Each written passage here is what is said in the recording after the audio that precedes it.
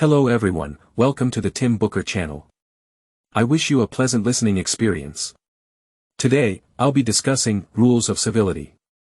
Set in the late 1930s, it explores the romantic troubles and life choices of young people in American society. The title, Rules of Civility, might deter some from picking up this book, as it may sound like a guide to snobbery. However, it's quite the opposite. This book will inspire dreams and courage. The title, Rules of Civility, actually comes from a book repeatedly referenced in the story, called The Rules of Civility in Decent Behavior in Company and Conversation, personally authored by the first President of the United States, George Washington. In this concise 110-rule behavior manual, Washington wrote in the most important Rule 110, labor to keep alive in your breast that little celestial fire called conscience. As society evolves and etiquette norms change, one's conscience remains constant.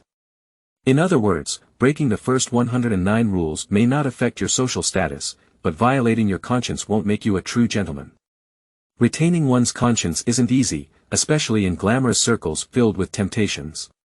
Our story begins in New York, the most bustling international metropolis of the 1930s, where young people seek their ideals and love in a peaceful era with no war looming. Katie, an ordinary girl, and her roommate Eve, meet a high-society gentleman named Tinker at a bar. Tinker seems more connected to Katie, a bookworm, but a sudden car accident compels him to choose the injured Eve. Yet, Katie's life doesn't settle down. She unintentionally opens the doors to high society. She navigates relationships with wealthy heirs and cunning socialites while working at a renowned magazine.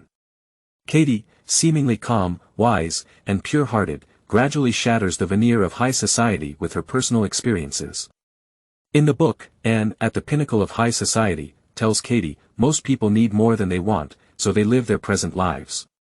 But those who control the world are those who want more than they need. In this complex world, needs and desires represent reality and aspiration. Finding a balance between the two remains a lifelong quest for many. The author of this book, Amor Towles, is a finance executive with degrees from Yale and Stanford. He's a genuine amateur writer, as he puts it. His divergent career and hobby have honed different skills, bringing greater life satisfaction. Towles' reasoning is justified, as his debut novel immediately climbed the bestseller lists and earned him the Fitzgerald Award in 2011. This one-soaring debut is the Rules of Civility we're discussing today. With the basics of the book and author covered, I'll now delve into the book's content. The first focus is the three distinctly different love stories of the male lead, Tinker. The second focus is the poignant life choices of three young people from different social classes. The third focus is how an outstanding work connects two different eras. Alright, let's begin with the first focus, the three distinctly different love stories of the male lead, Tinker. The story starts in 1937 at an inconspicuous underground nightclub in New York. Ordinary girls Katie and Eve plan how to celebrate New Year's with their limited pocket money. Just when they're running low on funds, a dashing gentleman appears out of nowhere, catching everyone's eye. He is none other than the male lead, Tinker. Here's how the book describes Tinker through Katie's eyes. He's tall, 6 feet tall, with a slim black tie, a coat draped over his arm, brown hair, noble blue eyes, and a small star-shaped blush on the center of each cheek. Eve, an experienced player in the dating scene, sees an aristocratic air in Tinker that doesn't quite fit into this common nightclub. Through a series of conversations and inquiries, Eve uncovers key details about Tinker's status, a graduate of an Ivy League school, a high-ranking executive at a family bank, and a resident of a luxurious Central Park apartment. Eve knows he's a man worth pursuing, so in the days that follow, she puts all her effort into winning Tinker's heart, only to find that Tinker seems more interested in her friend, Katie. As you've likely guessed, a love triangle between friends is about to unfold, but the author doesn't steer the story in the expected direction. Instead, a sudden car accident alters the destinies of all three. Eve is injured in the accident, left with a disability in her left leg and facial disfigurement, and the driver responsible is none other than Tinker himself. In Eve's words, if you break it, you buy it. Tinker takes Eve to her apartment, and their interactions become awkward. This marks the beginning of Tinker's first romantic relationship, but it lacks the sparks and joy of love. We might describe it as an accidental and awkward romance. Tinker accepts Eve out of guilt, sympathy, and adherence to the perfect conduct principles of high society but not out of love. Eve is the most unique character in the entire novel. Despite her privileged background, she willingly mingles with the common class, living a modest life through her own labor. Unlike Tinker and Katie, who are often passive in matters of the heart, Eve is passionate and proactive in love, even resorting to some tricks to seize the initiative from her friend. This Eve isn't entirely pure or kind, yet she's a character you can't quite hate or fully understand. What does Eve truly desire? It's likely the thrill of conquest. Her life is like a play, and she's the actress constantly seeking excitement and climax, similar to how she's accustomed to earning free cigarettes with a seductive glance at the bar.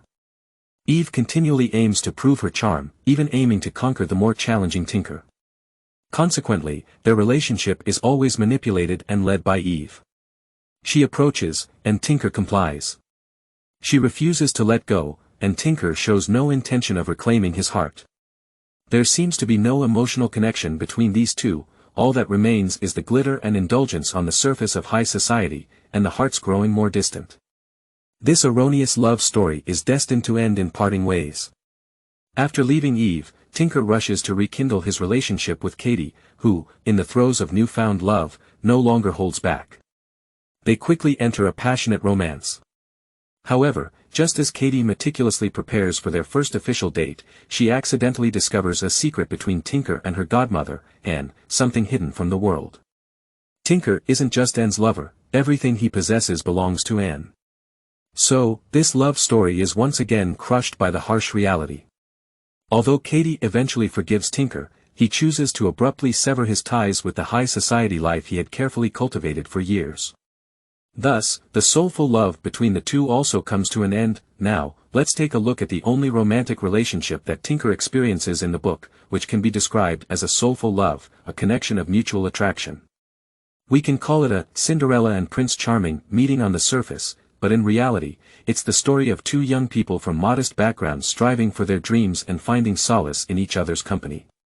They share similar family backgrounds and nearly identical upbringings, both striving for independence in a society marked by rigid class distinctions.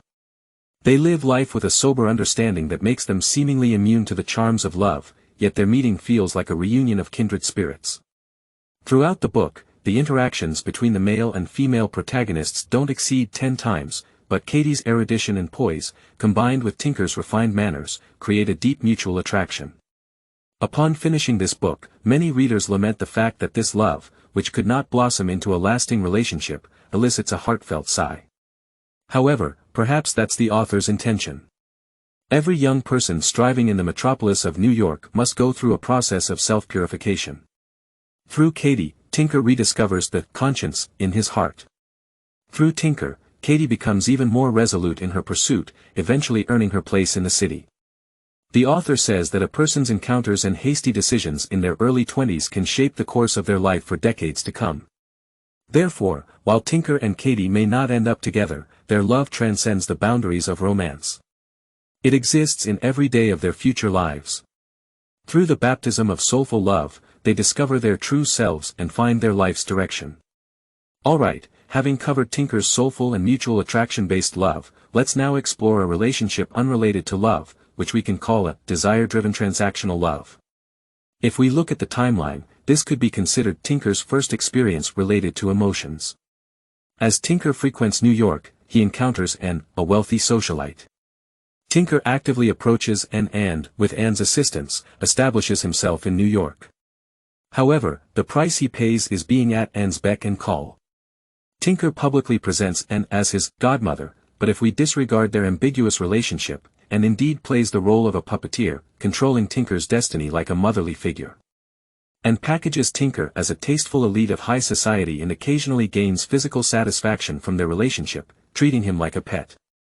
Tinker, in turn, relies on Anne's packaging to escape the fate of his declining family and successfully enter the coveted upper echelons of society. If we consider Tinker's attraction to Katie as a meeting of souls, then his relationship with Anne is a pursuit of desire. These two vastly contrasting relationships precisely depict Tinker's intense struggle between his position in high society and his inner conscience. So, let's summarize Tinker's three distinctly different love stories. 1. Tinker meets Katie and Eve in a bar. Initially drawn to Katie, a car accident leads to a reluctant and awkward romance with Eve. 2. After parting with Eve, Tinker quickly enters a passionate relationship with Katie. However, a revelation about his transactional relationship with Anne creates another impasse. 3. Despite not ending up together, the soulful love between Tinker and Katie leaves an indelible mark on their future lives, while his desire-driven relationship with Anne reflects his internal conflict between high society status and personal values. Having discussed this, let's now move on to the second key point, the poignant life choices of three young individuals from different social strata. Previously, we mentioned Tinker and Katie, both of whom share similar family backgrounds and upbringings, belonging to the working class. They both come from modest beginnings. Tinker was born into a declining middle-class family and got expelled from an elite school due to his father's extravagance. They lived a frugal life, and Katie grew up in a regular working-class family with her mother, as her father was absent. Her father never dined out, considering it a significant waste. In a city like New York, their origins were unremarkable, to say the least. Yet, these two young individuals carried something within them that didn't align with their social strata: dreams. Tinker's dream was to swiftly enter high society, lifting himself and his brother out of poverty. So when Anne, the shortcut to this goal, appeared before him, the clever Tinker seized the opportunity, overcoming all obstacles to achieve a remarkable reversal in life. He transformed himself into an elite of high society with a well-practiced set of rules, easily blending into the upper echelons with Anne's support. On the other hand, Katie's dream was personal growth and realizing her own life's worth. While she also desired a higher income to occasionally enjoy the small luxuries of intellectuals, her dream was not tied to social status or money. Hence, she turned down promotions and pay raises, refusing to remain a thoughtless senior secretary and opting for a more challenging job that halved her income.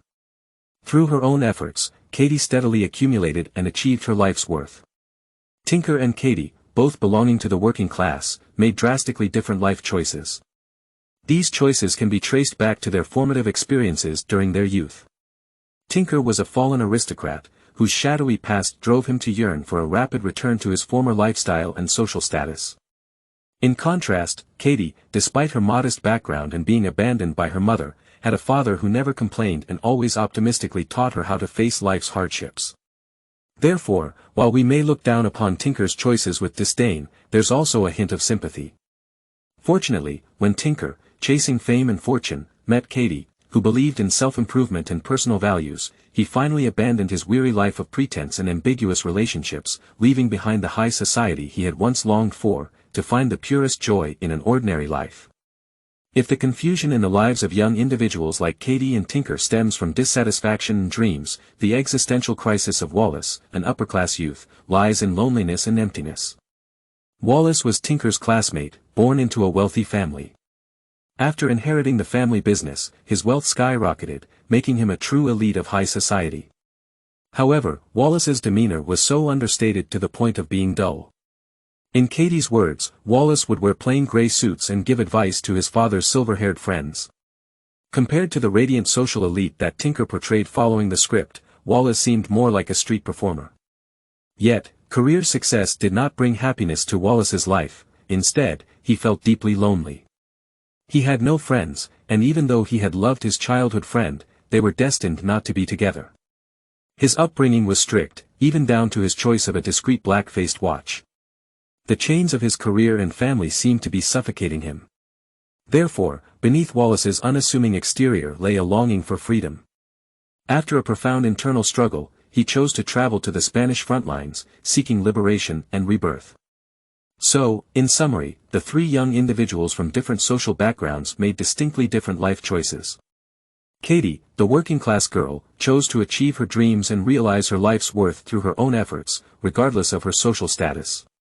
On the other hand, Tinker, the fallen aristocrat, seized a shortcut to high society, compromising his principles and venturing into the upper echelons through the sale of his body. Wallace, the upper-class elite, grew tired of the hollowness and superficiality of high society, ultimately choosing the battlefield in Spain as a path to freedom and rejuvenation. These three individuals made divergent choices, but fortunately, they all managed to break free from confusion and attain the lives they truly desired. Alright, here's the summary of what we discussed today. First, we talked about the three distinct romantic stories experienced by the male protagonist, Tinker.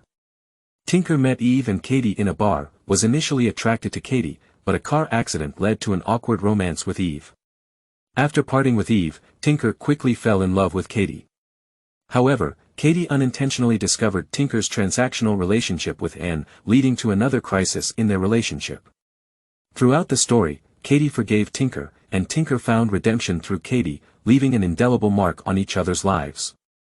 Next, we discussed the different life paths chosen by three young individuals from different social classes. Katie, a working-class girl, chose to achieve her dreams and life's value through her own efforts, while Tinker, a fallen aristocrat, took a shortcut to high society by compromising his principles. Wallace, an upper-class elite, grew weary of the emptiness and superficiality of high society, choosing the battlefield in Spain for freedom and rebirth. These three made diverse choices, but fortunately, all broke free from confusion to attain their desired lives. Lastly, we explored how this outstanding work resonates with people from different eras. Despite different time frames, many young individuals can see reflections of themselves in the character of Katie. The author's message isn't just about a Cinderella-like success story but rather an inspiration for today's young people to follow their hearts when facing life choices. Whether leading an ordinary or successful life, happiness is found in pursuing dreams. That concludes today's discussion. Congratulations on completing another book. Thank you for your support and attention.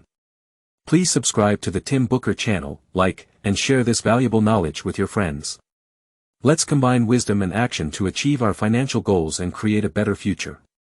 Thank you all, and goodbye.